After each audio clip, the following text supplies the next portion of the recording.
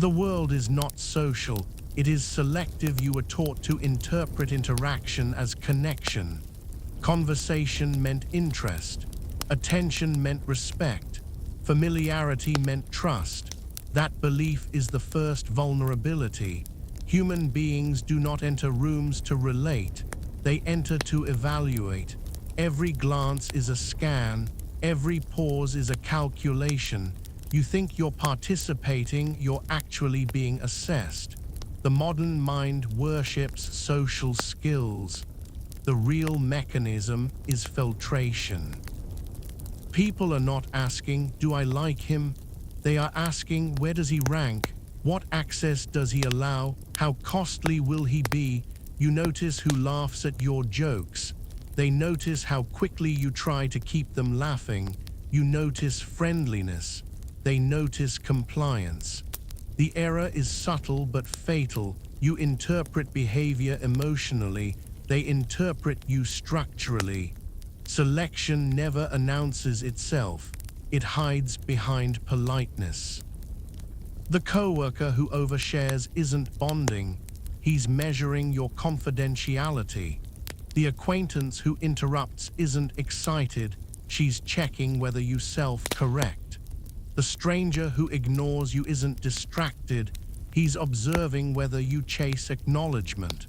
No one says this aloud because exposure destroys its usefulness. The game only works if you think there is no game. You are conditioned to see sincerity as default and manipulation as rare.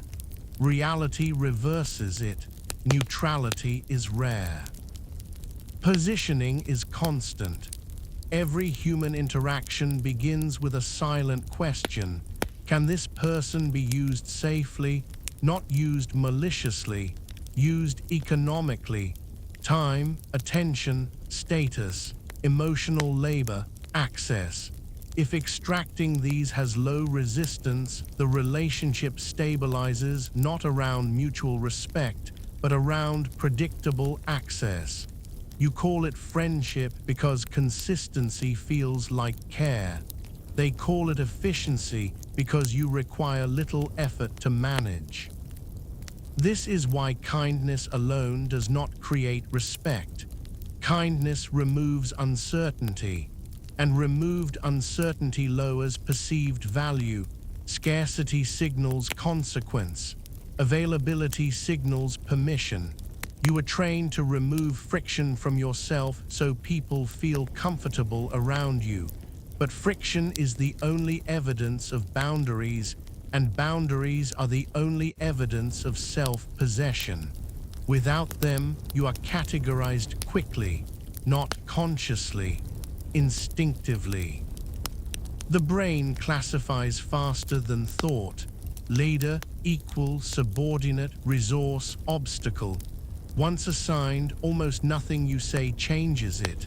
Words operate after placement, not before it. So when someone behaves a certain way around you repeatedly, it is not random mood. It is stabilized perception. You are not discovering who they are, you are discovering who they decided you are. And here is the dangerous part. People rarely attack directly. They probe indirectly. Because direct aggression risks retaliation. Subtle testing risks nothing. That is why most exploitation begins with behavior small enough to dismiss and consistent enough to define you. You forgive it because each instance is minor. They repeat it because each instance works. By the time you notice a pattern, a role has already formed. And roles, once efficient, are defended unconsciously by everyone involved, including you. You start predicting their behavior. They start depending on yours. That dependency is mistaken for connection. But connection adapts. Roles repeat. You feel drained after certain interactions and can't explain why. You weren't harmed, you were positioned. And positioning never begins with confrontation. It begins with signals. You don't lose status in a single moment.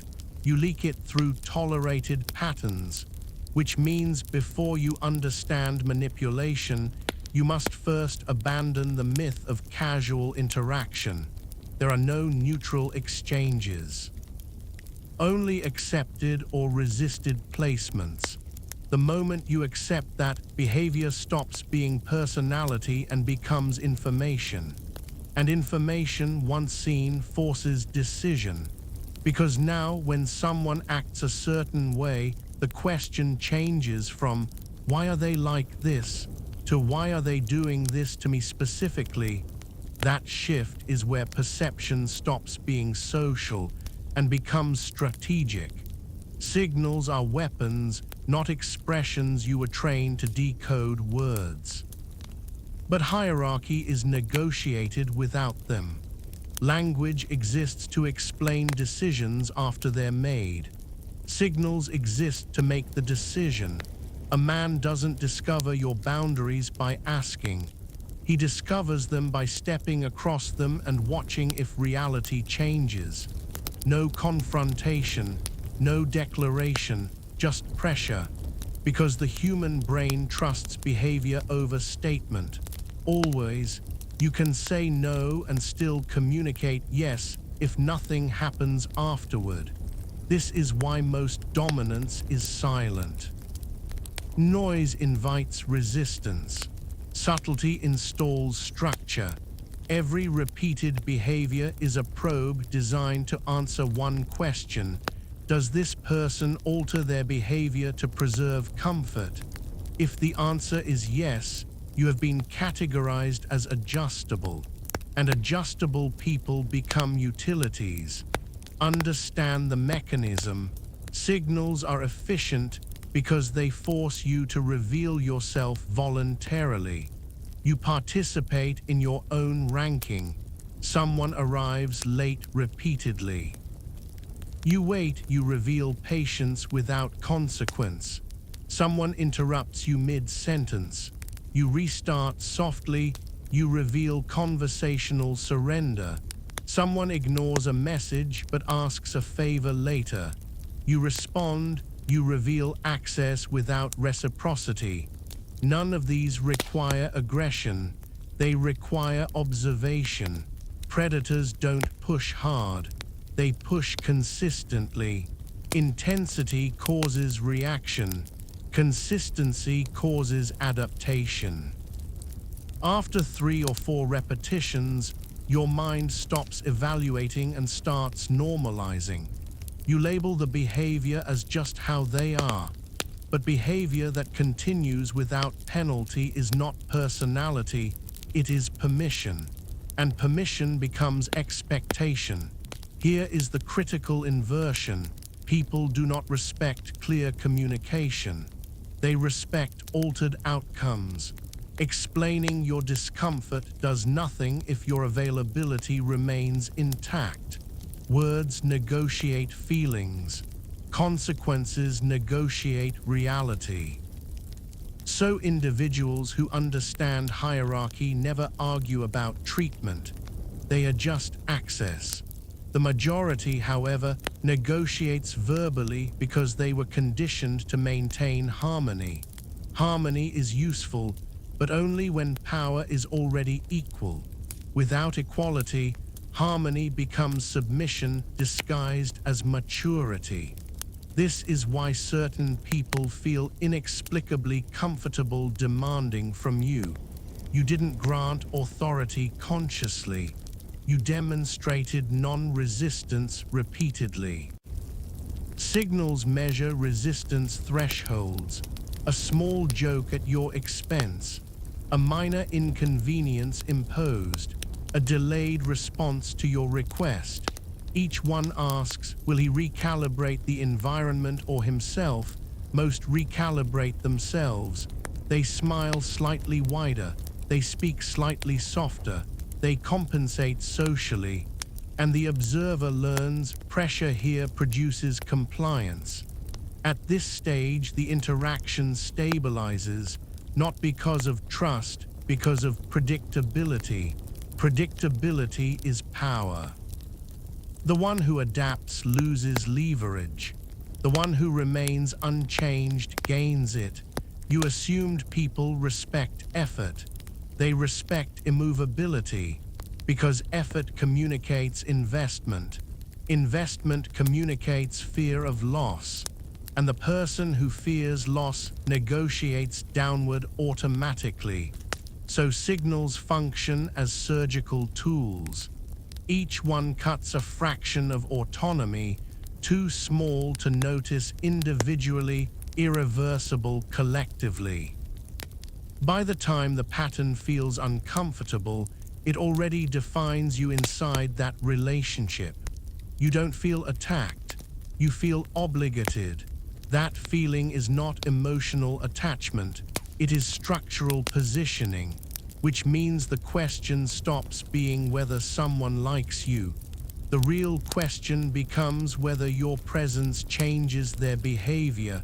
If it doesn't, you are never an equal participant. You were an accessible environment, and environments are not respected. They are used the three predatory behavioral patterns. Predatory behavior is rarely dramatic. It survives by looking ordinary. You imagine exploitation as aggression, arrogance, obvious hostility. That would be easy to reject. Real extraction hides inside acceptable conduct, behavior that feels slightly wrong but socially defensible. You hesitate to react because each moment is small. They rely on that hesitation.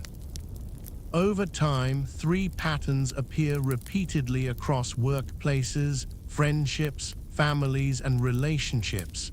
Different personalities, identical mechanics, not types of people, types of operators. The extractor never demands directly. He arranges circumstances where refusal feels unreasonable. Favors arrive packaged as minor inconveniences. Quick question, small help, since you're already doing it. He studies your thresholds by increasing weight gradually. The first request costs nothing. The second interrupts you. The third alters your plans. By the fourth, you feel responsible for maintaining continuity. Notice the precision. He never asks for something large first. Large requests activate awareness. Incremental requests activate habit. You begin justifying his needs internally before he speaks. That is the moment extraction stabilizes. He rewards compliance with appreciation, not respect. Appreciation keeps the resource cooperative. Respect would risk independence. When you finally resist, confusion appears, not anger, confusion. Because from his perspective, the pattern worked repeatedly. You established reliability. Your refusal feels like malfunction, not decision. The extractor doesn't want conflict. Conflict ends supply. He wants predictable availability. You are not helping him, you are maintaining a system. The boundary eroder, this one operates through familiarity. He moves closer than necessary, touches objects that are yours, interrupts thoughts before they finish, individually harmless, collectively redefining. The boundary eroder never challenges limits openly. He dissolves them through normalization.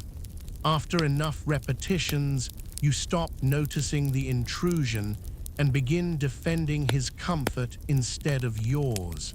He borrows without asking because you didn't react last time. He jokes at your expense because you laughed once. He occupies your time because you adjusted your schedule previously. You think you're avoiding awkwardness. He records tolerance. Every uncorrected intrusion rewrites what is permitted. Eventually, correction feels socially aggressive because the behavior is now established territory. You hesitate, and hesitation finalizes ownership not of objects, but of psychological space. He now speaks over you naturally.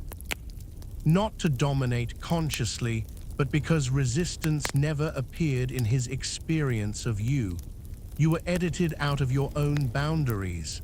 The silent rank setter, the most dangerous one, does almost nothing. No demands, no intrusions, only calibrated absence, delayed replies, half attention, acknowledgement given selectively. He never seeks your approval. You start seeking his. The rank setter controls value through scarcity. By slightly withholding engagement, he forces you to invest energy closing distance.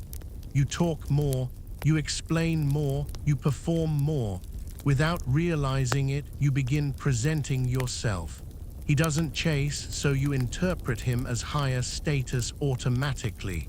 The human mind equates non-pursuit with optionality. Optionality signals power. Soon you adjust tone around him differently than around others. You are no longer interacting, you are auditioning. And auditions create hierarchy instantly. The rank setter never asserts superiority verbally. He allows your behavior to declare it. These three patterns rarely appear alone. They layer. The extractor drains effort. The eroder removes limits. The rank setter installs hierarchy. By the time you sense discomfort, the relationship has structure. You maintain, they operate. Nothing hostile occurred, yet control exists, because power is not established through confrontation. It is established through tolerated repetition.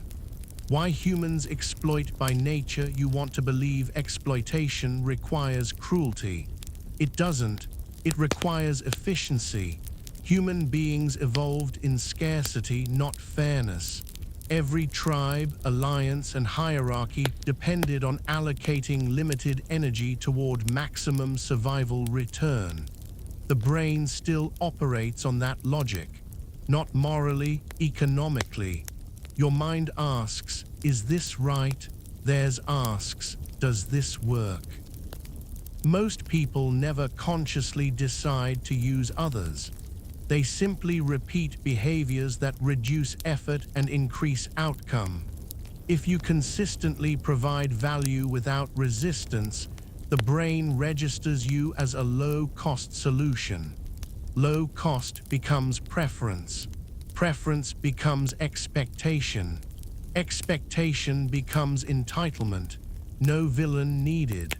This is why you rarely see guilt attached to small exploitations. The person borrowing time, attention, or labor doesn't feel aggressive. From their perception, the arrangement stabilized naturally. You allowed it repeatedly. The brain interprets repeated allowance as agreement. History shows the same pattern at scale. Empires did not begin with conquest. They began with trade routes. Access granted became dependence. Dependence justified control. A neighboring group provides resources reliably. Soon they're not a partner, they're infrastructure. Once categorized as infrastructure, autonomy becomes inconvenient to the system using it. So pressure appears, not to harm, to maintain stability. Human psychology works identically in personal dynamics. When someone unconsciously relies on your compliance, your resistance feels disruptive rather than justified. You experience assertion as self-defense. They experience it as betrayal of established order. This is why the phrase "you've changed" appears whenever boundaries emerge late. You didn't violate a contract. You violated predictability. Predictability is more valuable than fairness to the human brain. Fairness requires re-evaluation. Predictability preserves energy. Consider loyalty. You were taught loyalty earns protection. In reality, loyalty without leverage invites dependency from others, not responsibility toward you, because the brain prioritizes reliable resources over equitable exchange. A loyal person absorbs inconvenience to maintain connection. The observer learns, pressure here has no cost. Again, not maliciously, efficiently, nature rewards organisms that conserve effort. If one individual consistently adapts while another remains unchanged, the adaptive one carries the burden of adjustment permanently. Hierarchy forms wherever adaptation is asymmetrical, and asymmetry rarely feels dramatic. It feels normal. The exploited person even defends the arrangement because acknowledging it would require restructuring relationships, a cognitively expensive act. So the mind rationalizes, they don't mean it. It's just how they are. It's not a big deal. Exactly. Individually, it never is. But human systems are built on accumulation, not incidence. 1,000 minor concessions outweigh one major boundary. This explains why highly agreeable individuals report chronic exhaustion without clear cause. Nothing significant happened, only continuous micro-adjustments. The brain, however, tracks energy flow precisely.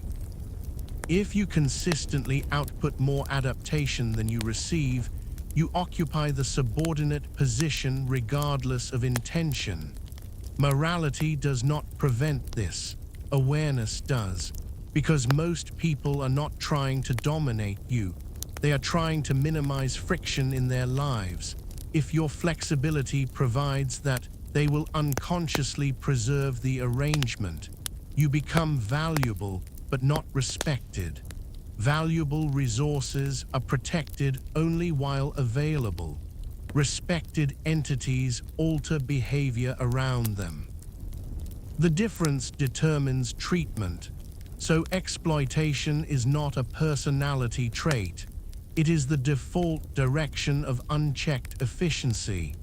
And unless interrupted, every human interaction drifts toward the path requiring least resistance, which means without deliberate correction, you will always be placed where adaptation is easiest. Strategic disappearance as power most people confront when pressure becomes visible. By then, the structure is already stable. Confrontation feels strong because it is loud, but loud actions reveal investment, and investment exposes dependence. The moment you argue for better treatment, you confirm you intend to stay regardless of outcome. The other person learns something critical. Your presence is guaranteed. Guaranteed presence removes leverage. Power does not come from forcing behavior change. Power comes from making behavior adjustment necessary, and nothing forces adjustment faster than uncertainty. This is where disappearance enters, not avoidance, not emotional reaction, but controlled absence. You are not punishing, you are removing predictability. Predictability allowed the pattern to exist. Uncertainty forces reevaluation. You stop replying immediately. You stop compensating socially. You stop filling silence. No announcements. No explanations. Explanations negotiate. Absence recalibrates. When you explain, they debate your reasoning. When you withdraw, they confront reality. Humans adapt fastest when feedback affects outcome directly. If access decreases after certain behaviors, the brain connects action to cost automatically. No discussion required. Notice the difference. You say, "I do like when you cancel last minute." They apologize, repeat it later. You become unavailable after repeated cancellations. They reorganize around your time. One engages emotion. The other changes structure. Strategic disappearance works because attention functions like currency. Constant availability inflates supply, lowering perceived value. Restricted access restores consequence. You are taught consistency builds trust. It does, but only after respect exists. Before respect, consistency builds assumption. Assumption breeds casual treatment. So you begin removing automatic responses, not aggressively, precisely. The goal is not distance, the goal is observation. Watch what changes when you stop maintaining comfort. Some people intensify effort. They adjust behavior because the relationship matters beyond convenience. Others fade quickly. They were attached to access, not to you. Both outcomes are useful information. The mistake most make is partial withdrawal combined with emotional signaling. They act distant but explain hurt. This reassures the other person that the bond still anchors you. The structure survives. True disappearance contains no complaint. Silence communicates finality better than accusation. Accusations invite negotiation. Silence forces interpretation, and interpretation consumes mental energy. Now they must think about you instead of relying on you. For the first time, you occupy cognitive space without performing labor. That shift reverses the dynamic. Previously, you monitored their reactions. Now they monitor yours. Hierarchy flips not through dominance displays, but through control of engagement frequency. You are not teaching them a lesson. You are letting reality teach consequence. If behavior improves, interaction resumes gradually, never restoring previous predictability immediately. Sudden restoration erases the cost and resets the pattern. If behavior doesn't improve, nothing is lost. The connection existed only under your maintenance. Disappearance reveals whether respect was present or merely your effort sustaining cooperation. Presence given freely is comfort. Presence given selectively is authority. Once people sense access depends on conduct, they interact differently, not because you demanded respect, because their brain recalculated value. You did not change them. You changed the conditions they operate within, and humans obey conditions more reliably than words. Killing the need to be understood, your last vulnerability, isn't kindness. It's the need for correct interpretation. You want people to know your intentions were good. You want fairness in perception. You want the record set straight. That desire keeps you explaining long after evidence proves explanation changes nothing. Because understanding is not required for respect. Only consequence is. Every time you clarify yourself to preserve someone's comfort, you exchange authority for approval. You remain psychologically negotiable. And negotiable individuals are managed, not considered. The shift here is not behavioral, it is identity removal. You must stop seeing yourself as a participant in mutual perception and start operating as a fixed point in an unstable environment. A fixed point does not chase agreement, it alters outcomes. When someone misreads you and you rush to repair the image, you reveal dependency on acceptance. Now your treatment can be influenced by threatening misunderstanding. They don't need to oppose you, they only need to disapprove, and you will adjust. This is why certain individuals maintain control without force. They are comfortable being seen incorrectly, not because they enjoy it, because they are unaffected by it. They allow others to hold inaccurate narratives while maintaining consistent boundaries. Over time, reality contradicts opinion, and behavior reorganizes around results. You, however, were trained to resolve tension verbally, to explain motives, to reassure intentions. But motives are invisible currency. Behavior is physical currency. The more you argue your character, the more you imply your position depends on belief rather than consequence. So the identity that must die is the reasonable self, the one that negotiates perception to secure belonging. Belonging without respect is supervised existence. You replace it with operational identity. You do not seek to be agreed with, only accurately reacted to. Someone calls you distant after you remove availability. You do not correct them. Someone labels you harsh after enforcing a boundary. You do not soften delivery. Someone assumes you changed. You confirm it through consistency, not justification. At first, this produces social friction. The mind fears rejection because historically exclusion meant danger. But modern dynamics reverse it. Selective inclusion creates authority. People trust what does not move under pressure. When you stop defending your intentions, interactions simplify. Those aligned with your terms remain. Those dependent on your flexibility disappear. No persuasion required.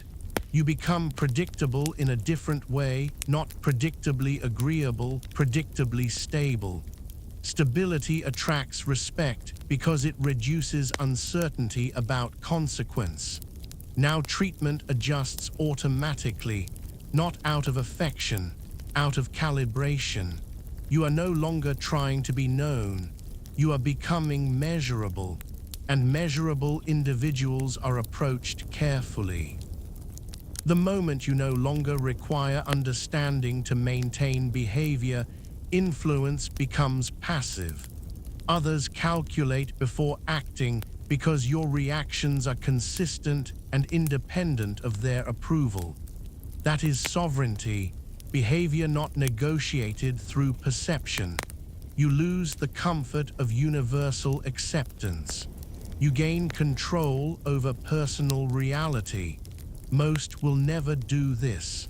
They prefer misinterpretation with inclusion over accuracy with distance. But once the need to be understood dies, manipulation loses leverage. There is nothing left to bargain with. You are not defending an image anymore. You are enforcing a structure. Final warning, they already know the game. You thought awareness would separate you from them. It doesn't. They already understand hierarchy, not consciously, but fluently. Most people can't explain the rules, yet they follow them perfectly. Instinct does what intellect hesitates to accept. This is why you felt pressure without evidence. You were detecting competence. Predators rarely identify themselves through hostility. They identify themselves through comfort operating inside ambiguity. They don't need declarations, they read adjustments. They notice how fast you respond, how quickly you fill silence, how carefully you preserve harmony. And from that, they know exactly how far reality bends around you. You assumed they were careless. They were precise. The delay in reply was measurement. The small disrespect was calibration. The inconsistency was placement. They didn't consciously plan control, but once discovered, they maintained it. Because humans protect advantages they didn't even realize they built. Now the warning, once you see the structure, neutrality ends. You either maintain selective presence or you slowly return to maintenance behavior. There is no comfortable middle. Partial awareness is worse than ignorance. You recognize the pattern yet still feed it. That creates internal conflict, and conflict leaks through behavior. You become inconsistent, and inconsistency is the signal of negotiability. They sense it instantly. So this is not knowledge you can store and ignore. It changes how every interaction functions. Either your availability becomes conditional or it becomes assumed again. You will be tested not aggressively but casually. A late message, a small request, a dismissive tone disguised as humor, not to hurt you. To confirm whether the previous structure still exists, your reaction writes your position faster than any words. Explain and the old role returns. Adjust reality and recalibration occurs. Understand this clearly. People don't respect philosophy, they respect pattern stability. If your behavior holds under mild pressure, they adapt. If it wavers, they revert. No announcement is needed. Your consistency speaks. At that point, a quiet divide forms in your life. Some interactions become shorter, cleaner, almost formal. Others deepen unexpectedly because they were waiting for defined edges. You lose volume, you gain clarity, and those who relied on access will interpret your change as coldness. Not because you harmed them, because you stopped subsidizing them. Let them. The moment you attempt to soften the perception, you reopen negotiation. You are not trying to be perceived as good. You are choosing to be difficult to misuse. That alone reorganizes your environment. So remember the final rule. They don't need to know what you learned. They only need to experience what changed. Because hierarchy is never declared. It is felt, then obeyed.